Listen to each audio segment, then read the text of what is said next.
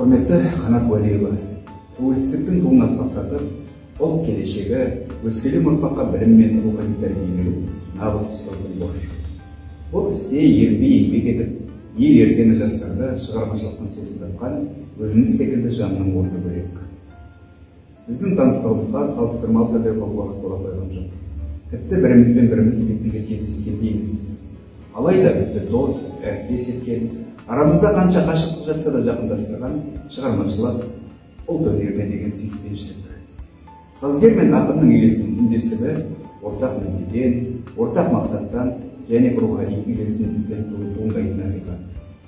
Мүмкін бұл екеуміздің де 30 жыл уақытымызды бала тәрбиесіне арнағаннан және қазақ болмысын бойымызға бесіктен сіңірген ауыл баласы болғандықтан шығар. Шығармашылық әріптестіктен бірнеше ән, ортақ туындылар дүниеге келді. Олардың махаббат лирикасына, табиғат әсемдігіне, ел таныған жандарға арналғандары да бар. Осындай бүгін үлкен сахнадан орындалар, шырқау шыңына жеткен барша ұстаздың өмірі мен болмысын танытқан әніміздің бірі ұстазға құрмет. Оның да басқа шығармаларымыздың да үлкен сахна төрінен шырқалатын, талантты орындаушылар арқылы танылатын сәті жетті деп білемін.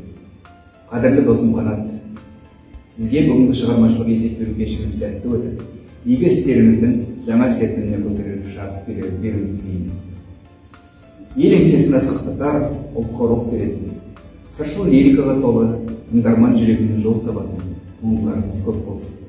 Сәттілік пен шабыт серігіңізге айналсын. Игі тілекпен Ақтөбе қаласынан өнердегі серігіңіз, педагогика саласындағы әріптесіңіз, бір көз сөзбен айтқанда шынайы досыңыз Бауыржан Исаұлы Шәмші.